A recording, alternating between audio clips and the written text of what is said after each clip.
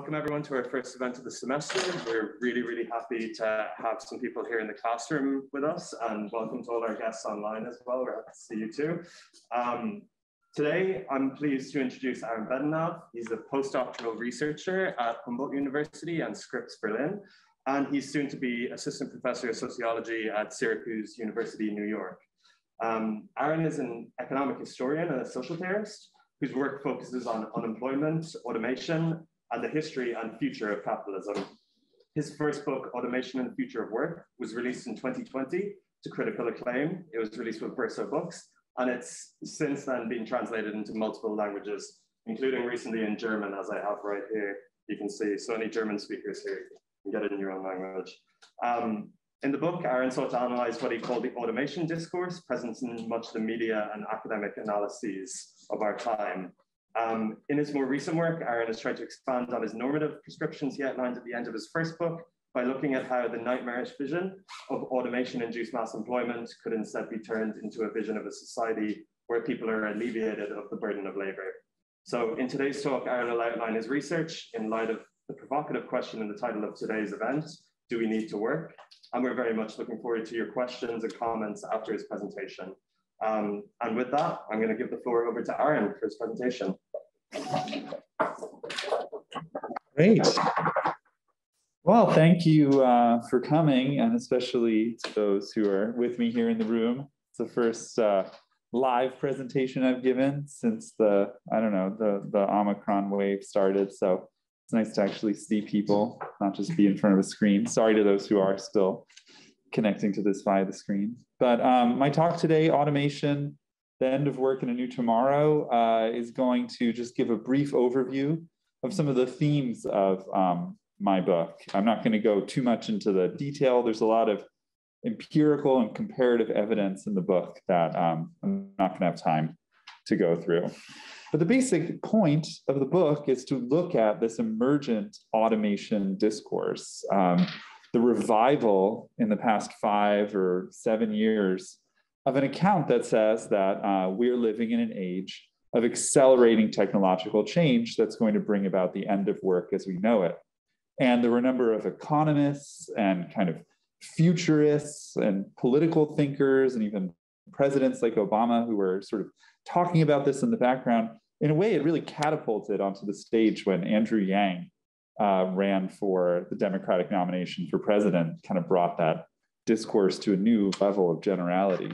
And in the book, I describe this automation theory, or discourse, which really, what's fascinating to me is that you can find people on the political right, the political center, and the political left, even the very far left, all sharing what I think are the same 4 basic propositions. So the first proposition is look around you. Workers are already being replaced by ever more advanced machines. The second proposition is that this displacement that we already see going on is the sign that we are on the verge of achieving a largely or fully automated society. Various predictions about how long it will take, but often a bit vague, but sometime in the next 10 to 30 years or something. The third proposition is that automation should entail our liberation from toil. It seems obvious that a world where we don't have to work would be a good thing. But since most people have to work in order to live, that could very well turn out to be a nightmare. So one thing I find very interesting about this automation discourse is that it's not techno-utopian. It doesn't just say, no matter what happens, we're just on our way towards a beautiful future. It's saying there's a lot of possibility for things to go badly. And then the fourth proposition is then, relatedly, that the only way to prevent a nightmare of mass unemployment and insecurity is to implement a universal basic income and transition to a post-scarcity world. So the idea of this policy shift, the UBI, becomes essential to avoiding the dystopian solution and heading towards the utopian one. And in the book, I talk about this idea of post-scarcity, the idea of this vision of the future towards which we're heading, and which the automation theorists say that we're going to achieve through automation. And I think it's worthwhile to dwell, even for just a moment, on what this vision is, right? It's a vision in which machines and computers become so powerful that they can produce everything that people need to live. All 7.4 or 5 billion people on the planet will be able to meet their needs without having to worry It will transform their lives, will open up their lives. People won't spend their time thinking about how am I going to survive? They're going to see their life in a completely different way, according to this account. And, you know, on the left-wing side, you had this kind of idea of a fully automated luxury communism. That was something that people talked about. It became a meme on the internet, and it sort of seemed to present for the first time in a long time a really positive vision of a future that we could be aiming at. Sometimes, you know, climate change sort of drops out of the picture, but apparently if we had these kind of machines, they would presumably be able to solve that problem. And this positivity, the positive vision, I think was really inspiring for people. Kind of going along with that, we see a discussion at it today. Again, it has dark side. Some people in a kind of way that I would be quite critical of, they look to China and they say China is developing this kind of machine learning, artificial intelligence, digital planning. And there's all this fear about what that means for a new Cold War. But then on the other side, there's a kind of positive account of digital socialism, the idea that, you know, we're not even going to have to make decisions about our economy. These are all going to be made through artificial intelligence. And, you know, they're going to plan an economy without us really having to do anything.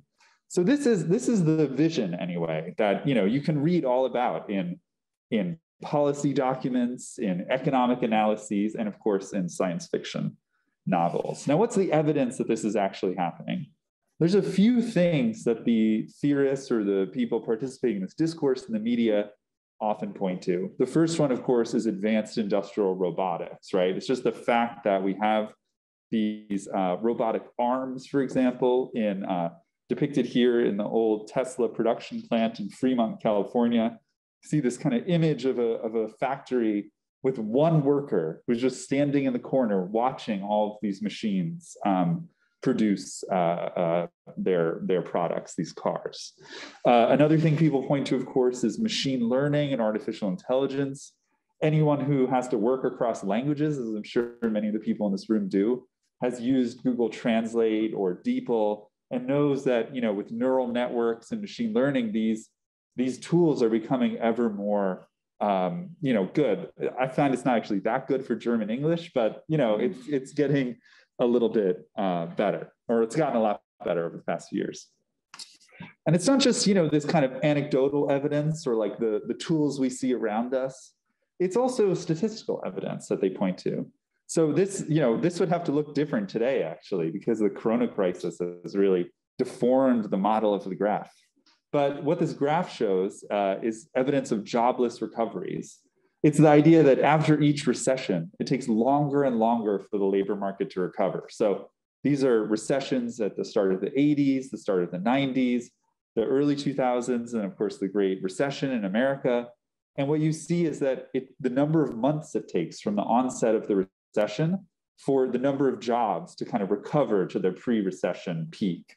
It takes longer and longer in months in order to get there over those 4 recessions. But of course, it's not only about unemployment and technological unemployment. This is also a story about underemployment and inequality, right? So this is a graph that you see reproduced usually just for the United States, but actually applies across the entire OECD, all of the rich countries. And it shows this growing gap between productivity levels and productivity growth and wage growth, basically. What it shows is that the dotted line is average wages, and the solid line at the bottom is median wages. So it's closer to like what the 50th percentile worker actually makes. And you see this growing gap where productivity is growing faster than median wages. As that happens, that's producing inequality in the economy. That's the rise in the capital share of income, the fall in the labor share. And it's also increasing inequality among workers, between managers and the average worker in the economy. And of course, you know, in addition to that, we have just this incredible transformation of the world over the last 30 years, the growth of this Silicon Valley tech elite who are fighting now, you know, in this battle to the stars to, you know, using their massive wealth to not fix problems here on Earth, but rather to escape into the cosmos. And it feels like a crazy renewed world of this kind of the battle of the titans, you know, in some way. So the question that my book seeks to, I've just told you all the reasons why you should believe that this is happening, right? So now the talk is going to switch. And I'm going to ask the question, are these technological innovations and these labor market trends that I've been discussing, are they connected, and how? What is the connection between them? Is automation responsible, in other words, for the growing difficulty that workers face in finding and holding on to jobs? That's the big question that I ask in my book, Automation and the Future of Work. And again, here, I'm just going to give you a really small taste of some of the things I say in the book. So one thing to recognize, and this involves a little bit of conceptual clarity about what some of these statistics are measuring. You have to understand that if the automation theorists were right, labor productivity would be growing at a rapid pace. You might ask yourself, so labor productivity is a measure of how much workers produce per hour. It's a real measure, so it accounts for inflation. What's the volume of goods and services produced per hour of work, and how fast is it growing? You might think if machines are replacing workers, that would have no effect on labor productivity because it's what the machines are making, not what the workers are making. But that's not what labor productivity measures. It just takes the total volume of output and divides it by the number of hours people work. So if workers were being thrown out of production, it would actually make it seem like the remaining workers were producing ever more value per hour. Because if it was, $1 million of goods in 100 hours, and now you only need 50 hours to produce that $1 million worth of goods, that would be an incredible rate of productivity growth, productivity doubling, So we would see that in the statistics, even if it was the case that it was happening through replacement rather than augmentation. But we just don't see it. So this is just a very simple graph of labor productivity levels in the United States in the manufacturing sector, which is where you'd expect to be seeing the most major changes due to automation. There's a lot of talk about automation in the service sector, but the implication is that it's just already definitely rapidly occurring in manufacturing. Well, you should know that this entire era where people have been talking about rapid productivity growth and the new age of Silicon Valley production, in the United States, labor productivity levels stagnated throughout the entire 2010s where people were talking about this. I'm not the only person to point this out. Paul Krugman pointed it out too. It's a startling fact that interrupts our sense of the reality that the automation theorists are claiming. And it's not just about manufacturing. It's not just the United States. This graph in general just shows, this is manufacturing productivity on the left and productivity in the overall economy on the right. And what you can see is that, and I've kind of highlighted here with red boxes, if you look at it in a longer term historical perspective, actually productivity growth rates in the past 20 years or so are much lower than they were in the past. And it's really surprising. We are now experiencing a society where, this is the standard measure of how technological change transforms the production process. And what you see is that it's occurring at a slower pace in the past 20 years than it did before. And I'll give you a little indication of why that is going forward. But I just want to point out how far the facts are from the story that I just told you. Another very related feature of the story, which I stress a lot in my book, is that it's not just that productivity growth rates have been falling over the past few decades. It's also that the actual general rate of the economic growth, the economic growth rate, has also slowed significantly over the past 50 or so years. We are living in economies that are just expanding at a much slower pace than they used to before. So it's not just that we aren't producing, the pace at which productivity grows is decelerating. It's also much more severely, and this is something the automation theorists don't talk about, that the economic rate of growth itself is really significantly decelerating. And what I use that to claim in the book, and I try to turn around the automation theory in a certain way. And I'm not saying here that automation isn't happening. Automation is always happening. It's just the statistics I've shown you suggest that it's happening at a slower pace today than it used to, right? So what's going on today, there are a lot of problems with workers finding jobs. There's a lot of problems with rising inequality, underemployment, et cetera. But it's not that the pace of job destruction is accelerating. It's rather that the pace of job creation is slowing down. So the problem is not that workers are being pushed out of jobs more than they used to be. Actually, every single measure of the rate of churn, how fast people are being pushed out of jobs, they all show radical slowdown in job churn. Actually, the main problem is people are stuck in jobs for a very long time. Think about, people in academia. There's so many people who are stuck in low wage versions of jobs that other people are doing. Like in America, we talk about the distinction between the tenure track and the adjunct track, but it exists in German manufacturing, right? There's all of these workers in the German car companies who are doing similar kinds of work, but for much lower pay on fixed and temporary contracts, where there are other people permanently employed, much higher pay. So there's a lot of people getting stuck in jobs. The problem is not a high rate of job churn, it's actually a slowdown in job creation. People can't leave the bad jobs that they're getting. Why is this happening? Well, this isn't an explanation, it's just a description. But one thing to think about is this process that economists call secular stagnation. This was something that, my advisor, Robert Brenner, who's a heterodox Marxist economist, has been talking about since like the late 90s, but Larry Summers caught on, so he got to name it. It's actually a very interesting process where Harvard economists say things that other people have already said, but then those claims are attributed to them. There's a lot of examples of that as you go deeper into the literature. But anyway, this process of secular stagnation is that for the OECD countries as a whole, so this is all the rich countries, we see a startling decline in their average rates of growth decade by decade. And that trend line I put on the graph there, that doesn't even include the deep recession of 2020. The trend line just goes to 2019. I just added it so you could see that, it's pretty incredible. What's been happening recently kind of fits in certain ways within the longer term trend. But in any case, what we see is that in the 1960s, the economy was growing at a pace of about 5% per year. And now it's growing at about 1.5% per year. So a really, really significant decline in the growth rate. And that, I'm saying, is a kind of proxy at a very general level for the rate of job creation. That's a massive slowdown in job creation. Why is it happening? In the book, I give one explanation. There's a number of explanations, but I focus on one, which it has to do with globalization. So this is just a very standard measure of exports as a share of global GDP. It's like how globalized the economy is.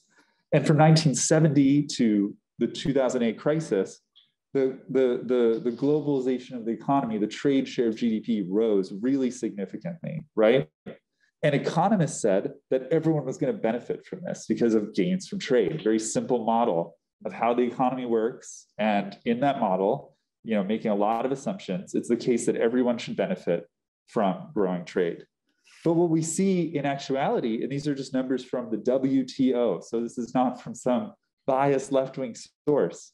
What we see is that the rates of growth of agriculture and manufacturing being the high bars in the 50s and 60s, the rates of growth of production of manufactured goods slowed down really significantly over this period. So instead of globalization giving rise to like diversification and rapid increases in global production, they actually were at least accompanied by a significant slowdown in the rate of expansion of global manufacturing production. And I focus on manufacturing because that is the vast majority of international trade. People talk about trade and services. It's like 5% of the global economy. It's very small. Why is this happening? So I argue that globalization generated more trade redundancies than trade complementarities. Sometimes heterodox economists talk about a fallacy of composition. Everyone's trying to enter the same markets, but because they're all doing it at the same time, those markets become oversupplied. So the result then was that as productive capacity expanded rapidly worldwide, the result was increasing industrial overcapacity. And as firms found that they couldn't really make their expected rates of return with the factories and the productive capacity they already built, they decided to not build as quickly in the future. They said, what's the point of building rapidly expanding our capacity to produce shoes and cars and steel, et cetera, it doesn't seem like there's going to be a big enough market for it. And the result of that over very long periods of time was the onset of wave after wave of global deindustrialization. So people often talk about deindustrialization is measured just very standardly as a decline in the share of all employment in a given country in manufacturing. It happened, of course, first in countries like the United States, the UK, and then it spread from there to like Northern and Central Europe, and then to Southern and Eastern Europe, and as well as spreading to the global South. And I often point out to people, people often say that jobs were leaving the global North countries like the United States, Germany, and Japan and going to global South countries. Actually, most countries in the global South have also been deindustrializing for almost as long as the global North. So in Europe, for example, deindustrialization starts around 1975. In the Middle East, South Africa, and Latin America, it starts in in the one case, in Europe, it starts in 1973. In these global South regions, it starts in 1985. So just, whatever that is, 12 years later, you get this onset. And according to the UN, the entire world has been deindustrializing since around 2013, so for the past 9 years. People say, of course, well, isn't this because all the jobs are moving to China? What they don't know is that actually China also deindustrialized very significantly in the 1990s. All of these state-owned enterprises laid off huge numbers of workers around 1995 to 1998. Tens of millions of people lost their jobs. There's a very significant decline in jobs. It was only after 2003 that the growth of jobs around the Pearl River Delta area in the Southeast balanced out this decline in employment in the state-owned enterprises. China went through a rapid reindustrialization phase from 2003 to 2012, 2013.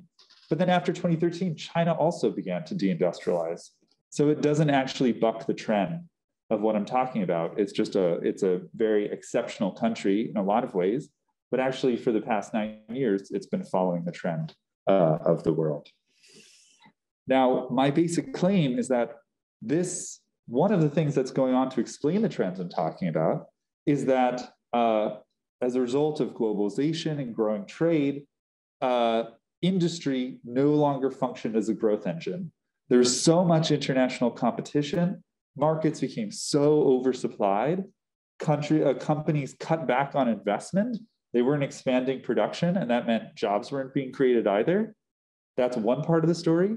The other part of the story is that nothing replaced industry as an engine of growth, especially not in the service sector. So you hear a lot of talk about how we're in an increasingly post-industrial, service-based economy, but you often don't hear that when we have this transition from an industrial to a service-based economy, which is only true in some senses, which we could talk about, that transformation has been associated with 1, a productivity growth slowdown, 2, an economic growth slowdown, and 3, a persistently low demand for labor. The result has been, as we have this transition from industry to a service-based economy, we've seen low rates of economic growth, high rates of un- and underemployment, and more job and income insecurity and rising inequality.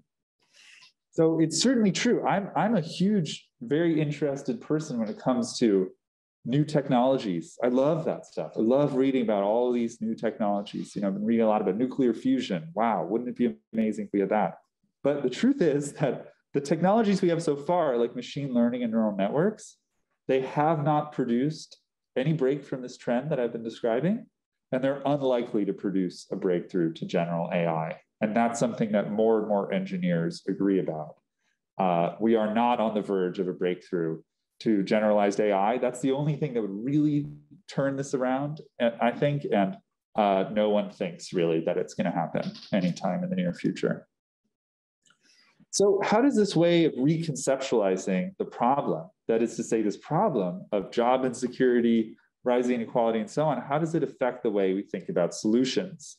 And I'm just going to talk about that briefly. So I mentioned earlier in the talk that the main policy that a lot of proponents of automation talk about really across the political spectrum. I often point out to people, I'm always amazed how few people know this. One of the biggest proponents of UBI in America today is Charles Murray, who is famous for having written the bell Curve, the most racist book of the last 50 years or so. I don't know if that's entirely true, but it was a huge scandal, this book, The Bell Curve, because it was it was just totally debunked race science. He is one of the biggest proponents of UBI in America, funded by the American Enterprise Institute. And then, of course, you have people on the center left and the far left all promoting this idea of universal basic income. During the crisis, it's gotten a lot of play, right? People are starting to talk about it more during the corona crisis. What I want to say about that, just as an introduction, there's a lot to say about UBI, is that notice that if the automation theorists were right, the main issue society would confront would really be one of distribution. What would be happening? The economy would be growing so fast. Machines and computers would be increasing our production levels of everything we could ever want or need just so quickly. The only problem would be no one would have any money to buy that stuff.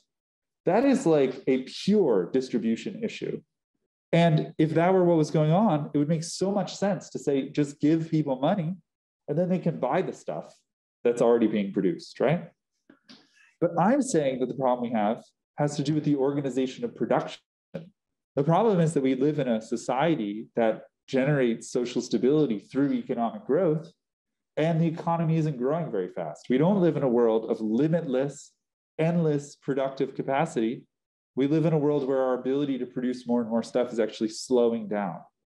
And so how does that affect the perspective? That's what I'm trying to say. It gives us a very different view on universal basic income.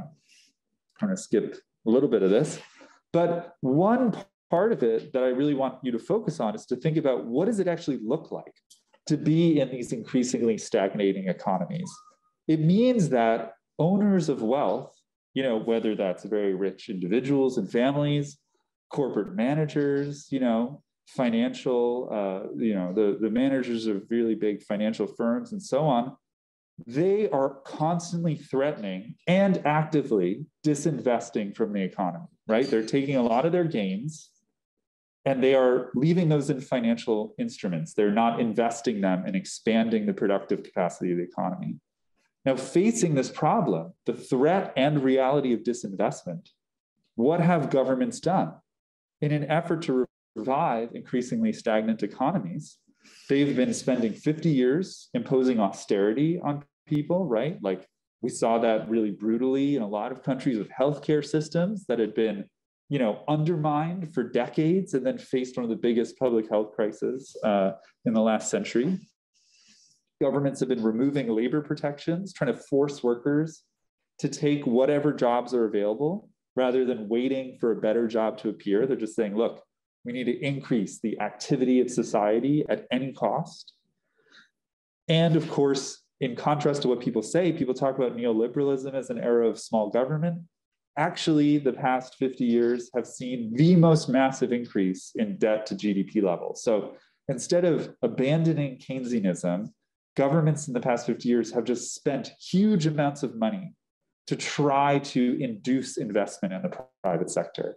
And yet what we've seen is that every decade they've done this, the growth rate of the economy continues to fall in spite of all of these remediated measures. So the question that we face, and I should say that in my view, UBI, thought of in that framework, is just another welfare program. And in that sense, in a society that faces low growth rate, it's not that it's not a good idea. In a lot of ways, it's a great idea. But it's just another welfare program, and it's going to face the same kinds of constraints and limits that all the other welfare programs face. And that's also why, in my view, it's very likely that if UBI is introduced, it's going to remain at a very low level, like the right-wing proponents say, like people like, unfortunately, Charles Murray, and not like a pathway to, fully automated luxury communism. But I also want to say that this different perspective, I'm trying to get used to see that when we think about these problems, we need to be thinking not only about the question of how are people going to get the resources they need to survive. There's also this big question about who controls investment and the way that this threat of disinvestment, the way that in a stagnating economy, the threat that the owners of wealth make to not invest, they have a huge political power through that. And confronting and challenging their power, their control over investment, that is a very important part of any idea about how we get out of the mess that we're in. And I think that's something you'll find unites today, radical Keynesians and, people interested in the renewal of industrial policy, and people who are, wanting much more imaginative change, is this idea that we need to dramatically transform the investment function, how it happens, taking it out of a profitability basis and putting it on some other basis. Now in the book, I'm just going to say a little bit about this because I'm running out of time. In the book, I end up taking this idea of post-scarcity that I mentioned before, this idea of a world where we use computers and technology to kind of limitlessly expand production. And it has all these positive effects. People feel all over the world, feel like they can meet their needs. They're not worried about survival. They're able to use their mental energies and their strengths and interests to just have a very different relationship to the world. A world where no one's worried about surviving is a very different world, right? And I'm saying that if we think about post-scarcity, not in terms of this technological story of automation, but in terms of a social change, not a technological change, but a social change, where we think, what would it take for us to live in a world where everyone felt that way, where we use the technologies that we already have to create a world in which everyone feels really assured that they can get what they need, and that their ability to get what they need is not dependent on work. It's kind of the dream of the UBI, but I'm talking about a much deeper level of transformation.